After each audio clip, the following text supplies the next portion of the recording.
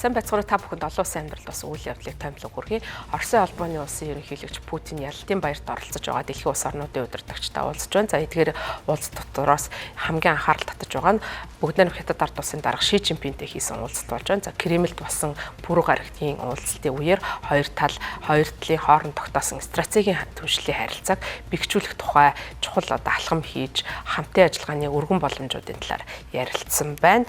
За Оросын албаны улсын ерөнхийлөгч энэ удаагийн уулзалтын үеэр Орос Хятадын стратегийн түвшлийг сайшааж мэдгдсэн байна. За мөн хоёр улсын хоорондын хамтын ажиллагаа тэр дундаа стратегийн түвшлийн хамтын ажиллагааны гол тулгуур нь тулдаан байлдааны үед аханд улсын мэтээр хамт ийм холбоосон харилцаа бол чухал гэдгийг онцолсон байна. За Путин мөн хоёр улсын харилцааны талаар өгүүлсэн байна. За тэрээр бол хоёр улсын хоорондын стратегийн түвшлийн харилцаа нь ард түмнүүдийн нийтлэг эрх ашигын төлөө байгаа. За ямар нэгэн талаар бол аль нэгэн улсын эсрэг чиглэх зорилгогүй гэдгээ мэдгдсэн. За мөн бид харилцаагаа хөгжүүлэхдээ эрхтгийгш харилцаа ашигтай зарчимдаар тулгуурлаж байгаа. За бидний харилцаа бол богино хугацаанд биш харин урт хугацааны харилцааны зорилтуудын төлөө чиглэж байгаа гэдгийг онцолсон байна. За бид мөн сайн хөршийн харилцааг бий болгож найрамдалт харилцааг бэхжүүлэн хамтын ажиллагаагаа өргөжүүлэх нь стратегийн харилцан үйлчлэл суурилсан Орос Хятадын харилцааны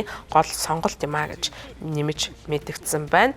За хэдийгээр хоёр улсын хувьд бол дэлхийн 2 дугаар дайны үед бол холбоотнуудын тал багтаж тэнхилгийн орнуудын эсрэг бол тэмцэж байсан боловч яг 2 дугаар дайнд бол мөр зэрэгцэн тулалдаж байсан түүх нь бол тун ховор тэгсэн хэдий ч бол Оросын холбооны улсын ерөнхийлөгч энэ удаа хоёр улсын стратегийн түвшлийн харилцааг байлдааны болон байлдаан тулалдааны аханд улсын харилцаа гэж онцлон ихээхэн анхаарал татаж байна. За мөн Ши Жинпиний хувьд энэ удаагийн айлчлал нь түүний Оросын холбооны улсад хийж байгаа айлчлал 4 өдрийн төрийн албан айлчлалын хэсэг болж байгаа. За энэ айлчлалынхаа үеэр Оросын холбооны улсын ерөнхийлөгчтэй их уулзаж байгаа юм байна. За мөн Баасан гарагт болж байгаа ялалтын баярын парадад бол оролцсон. За Ши Жинпин 5 гарагт хүрэлцэн ирээд Оросын холбооны улсын ерөнхийлөгчтэй инхүү уулзсан байна. За хоёр улсын удирдагчид уулзалтынхаа үеэр хоёр талын харилцаа, за тэр дотроо худалдаа, Оросын холбооны улсаас Хятад нийлүүлж байгаа газрын тос байгалийн хийнийн асуудал, за мөн хөгжиж байгаа эдийн засгийн орнуудын бүлэглэл гэж нэрлэгдэг БРИКС-ийн хүрээнд хэрхэн хоорондоо хамтын ажиллагааныхаа талаар ярилцсан байна. За мөн тэдний хувьд бол энэ удаагийн уулзалт нь олон удаагийнх нь уулзалтын нэг хэсэг болж байгаа. За хоёр улсын удирдагчийг нийтдээ 40 гаруй удаа уулзсан гэж үздэг. За сүүлийн үед хөгжиж байгаа Орос Хятадын харилцаа бол өрөндийн орнуудын давмгааллыг сүрэн зогсоох зорилготой Орос Хятадын түншлэлийн гол тулгуур болсон харилцаа гэж үзэж байгаа.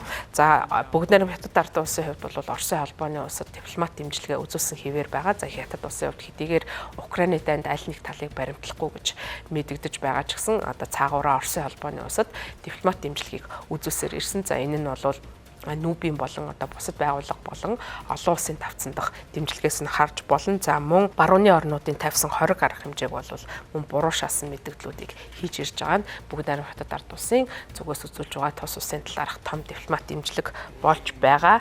За мөн өрөндийн орнуудын хориг өндөр технологийн нийлүүлэлтийг Оросын холбооны улсад нийлүүлэхийг хязгаарсны дараа бүгд найрамд Хятад ард улс Оросын холбооны улсад машин механизм, электроникийн техник хэрэгслүүдийг нийлүүлдэг. За мөн Оросын газрын тос байгалийнхыг худалдан авч байгаа хамгийн гол зах зээл болоод байгаа.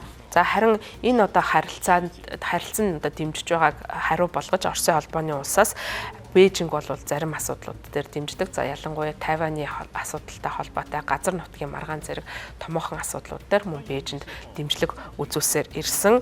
За хоёр улс ч гэсэн цаашдаа олон чиглэлд хамтын ажиллагааг хөгжүүлэх боломжтой гэж харж байгаа. За ялангуяа дэлхийн нийтийн одоогийн байгаа дэлхийн нийтийн геополитикийн ертөнцид өснө нэмэгдэж байгаа геополитикийн аюул заналтай тэмцэхэд харилцан хүчээ нэгтгэх боломжтой гэж харж байгаа. За мөн сүүлийн үед өрөндийн орнуудаас за мөн Европын холбоо, Америкийн нэгдсэн улс бол Хятадын явуулж байгаа бодлогыг илүү түрэмгий хүчнтэй ирсэн ийм бодлогыг хэрэгжүүлж байна гэж шүүмжлэх болсон. За харин энэ үед Орос Хятадын энэхүү стратегийн түвшил гүнзгийж байгаа нь ямар ирээдүйн геополитикийн нөлөөллийг авчрах вэ гэдэг дээр өрөндийн орнууд ихээхэн санаа төгсөж байгаа. За мөн Европын холбоо болон Америкийн нэгдсэн улсын хоорондын харилцаа Трампын ногдуулсан импортын тарифтай холбоотойгоор нэлээд хөндөрсөн байдалтай байгаа. За энэ үед Орос Хятадын харилцаа гүнзгийрч байгаа нь дэлхийн улс төр геополитикийн хүчний хуваарлалтад шинэ нөлөөллийг үзүүлэх боломжтой гэж харж байгаамаа.